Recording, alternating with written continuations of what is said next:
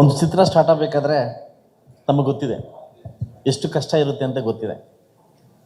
But ಆದರೂ ನಮ್ಮ Sandalwood ಚಿತ್ರರಂಗ ಹೇಗೆ ಹೋಗ್ತಿದೆ, ಹೆಂಗಿದೆ ಅನ್ನೋದು ಗೊತ್ತಿದೆ.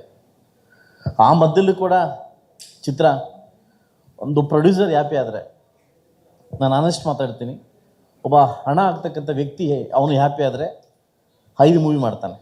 ಆನೆಸ್ಟ್ಲಿ ಅವ್ನು ಸಾಲ ಮಾಡ್ತಾನೋ ಇನ್ನೊಂದು ಮಾಡ್ತಾನೋ ಏನು ಮಾಡ್ತಾ ಗೊತ್ತಿಲ್ಲ. ಸಕ್ಸಸ್ ಆದರೆ 5 ಮೂವಿ ಮಾಡ್ತಾನೆ.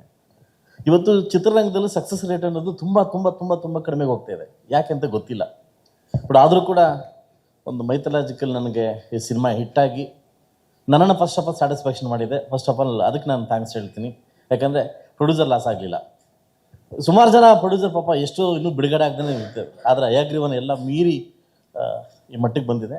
ಎಲ್ಲೋ ಒಂದು ಕಡೆ ಕೊರಗಿತ್ತು ನನಗೆ. ಯಾಕೆಂತಂದರೆ ಈ ಚಿತ್ರ ಸ್ಟಾರ್ಟ್ ಆಗಿದ್ದು ದರ್ಶನ್ ಅವರಿಂದ, ಅವ್ರಿಲ್ವಲ್ಲ ಅಂತ ಒಂದು ಕೊರತೆ.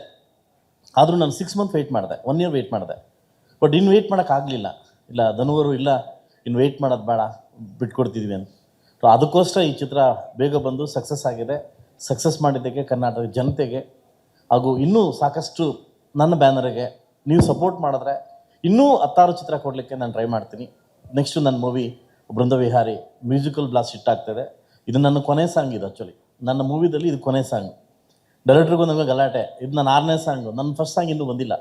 ಇನ್ನು ಮ್ಯೂಸಿಕಲ್ ಬ್ಲಾಸ್ಟ್ ಒಂದು ಇನ್ನೂ ಹೊಸ ಚಿತ್ರ ಕೊಡ್ಲಿಕ್ಕೆ ನಾನು ಟ್ರೈ ಮಾಡ್ತೀನಿ. ಯಾಕಂದ್ರೆ ಕಲಾವಿದರು, ನಾವೆಲ್ಲ ಕಲಾವಿದರು, ಹೊಸ ಚಿತ್ರಕ್ಕೆ ಹೋಗಿ ಮಾಡ್ತೀನಿ. ದಯವಿಟ್ಟು ನೀವು ನಮ್ಮನ್ನು ಆರೈಸಿ, ನನ್ನ ಬ್ಯಾನರ್ನ ಆರೈಸಿ ದೊಡ್ಡ ಮಟ್ಟಿಗೆ ಬೆಳೀಲಿ ಅಂತ ವಿಶ್ವಾಸ ಕೊಟ್ಟರೆ ಅದೊಂದೇ ಸಾಕು ನನಗೆ ಅಂತ ಹೇಳ್ತಾ, ಫಸ್ಟ್ ಆಫ್ ಆಲ್ ಹೀರೋ ತುಂಬ ಕಷ್ಟ ಬಿದ್ದಿದ್ದಾರೆ. ಇನ್ನು ನನ್ನ ಸಂಜನವ್ರ ಬಗ್ಗೆ ಅಂತೂ ಹೇಳಂಗೇ ಇಲ್ಲ. ಸೊ ಇದು ಸಕ್ಸಸ್ ನಮ್ಮ ಸ್ಯಾಂಡಲ್ವುಡ್ಗೆ ಒಂಥರ ಸಕ್ಸಸ್ ಅಂತ ಹೇಳ್ಬೋದು ಅವರು. ಯಾಕಂತಂದರೆ ಅಷ್ಟು ಕಷ್ಟ ಬಿದ್ದಿದ್ದಾರೆ. ಅದಾದಮೇಲೆ ಸೆಕೆಂಡ್ ಹಾಫ್ ಅಂತೂ ನನ್ನ ಚೇಂಜ್ ಮಾಡಿದ್ದೆ, ನನ್ನ ಚಿತ್ರಣ ಚೇಂಜ್ ಮಾಡಿದ್ದೆ, ನನ್ನ ಚೇಂಜ್ ಮಾಡಿದ್ದೆ ನಮ್ಮ ಭಾಸ್ಕರ್ ಅವರು, ನಮ್ಮ ಸುನೀಲ್. ಲವಿಚಿನ ನನಗೆ ಸುಮಾರು ವರ್ಷಗಳ ನಾವು ಸ್ನೇಹಿತರು. ನಾನು ಕರೆದು ಕೇಳಿದೆ ಒಂದು ಸರಿ ಗೋಲ್ಪಿನ್ ಚೋಟಲ್ಲಿ, ನಾನು ಇನ್ನೇನೋ ಮಾಡ್ಬೇಕಂತಿದ್ದೀನಿ, ಮಾಡ್ಬೋದಾ ಅಂತ ಕೇಳಿದೆ. ನೀನು ಏನಾದರೂ ಮಾಡಿ ಮಂಜ, ನಾನು ತಯಾರಾಗ್ತೀನಿ, ನೆಗೆಟಿವ್ ಶೇಡಲ್ಲಿ ತೋರಿಸ್ತಾ ಇದ್ದೀನಿ, ನೀವು ಓಕೆನಾ ಅಂತ ಕೇಳಿದೆ. ನಾನು 1 ನಿಮಿಷ ಯೋಚನೆ ಮಾಡಿದೆ, ನೀನು ಏನಾದರೂ ಮಾಡಿ ನಾನು ಮಾಡ್ತೀನಿ ಅಂತ ಅಂದ. ಯಾಕಂದರೆ ಫಸ್ಟ್ ಆಫ್ ಆಲ್ ಒಬ್ಬ ಹೀರೋ ಆಗಿದ್ದವರು ನೆಗೆಟಿವ್ ಶೇಡ್ ಮಾಡಲಿಕ್ಕೆ ಅವ್ರು ಬ್ಯಾಕಪ್ ಹೊಡಿತಾರೆ, ಅವ್ರ ಕೆರಿಯರ್ ಬ್ಯಾಕಪ್ ಹೊಡುತ್ತೆ. ಆದರೂ ನಾನು ಹೇಳಿದೆ, ನೆಕ್ಸ್ಟು ನನ್ನ ಮೂವಿ ಚೇಂಜ್ ಆದಮೇಲೆ ನಿನಗೆ ಸೌತ್ ಇಂಡಿಯಾದಲ್ಲಿ ಸಿಕ್ಕಾಪಟ್ಟೆ ಆಫರ್ ಬರ್ತದೆ, ಆ ಥರ ಶೇಡ್ ಇದೆ, ಮಾಡಬೇಕು ಅಂತ. ಬಟ್ ಎಲ್ಲೋ ಒಂದು ಕಡೆ ನಾನು ಗುಂಡು ಹೊಡಿಸ್ಬೇಕಂತಿದ್ದೆ, ಅದಾಗಲಿಲ್ಲ.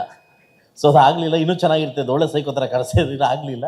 ಬಟ್ ಆದರೂ ಆ ಕ್ಯಾರೆಕ್ಟರ್ಗೆ ಫುಲ್ಫಿಲ್ ಮಾಡಿದಿರಿ.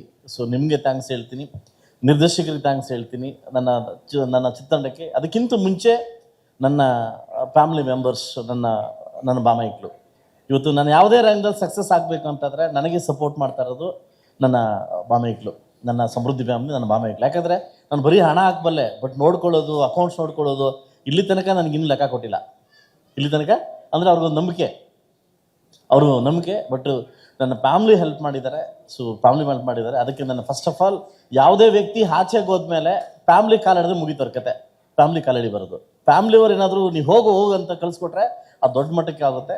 ಇವತ್ತು ಚಿತ್ರರಂಗದಲ್ಲಿ ಈ ಮಟ್ಟಕ್ಕೆ ಹೆಸರು ಮಾಡ್ತಿದ್ದೀವಿ ಅಂತಂದರೆ ನನ್ನ ಫ್ಯಾಮ್ಲಿ. ಸೊ ಅವ್ರಿಗೆ ಥ್ಯಾಂಕ್ಸ್ ಹೇಳ್ತಾ, ಸೊ ಓವರಾಲ್ ಎಲ್ರಿಗೂ ಥ್ಯಾಂಕ್ಸ್ ಹೇಳ್ತಾ, ಎಲ್ರಿಗೂ ಒಳ್ಳೇದಾಗಲಿ ಅಂತ ನಾನು ಮಾತು ಮುಗಿಸ್ತೀನಿ. Thank you.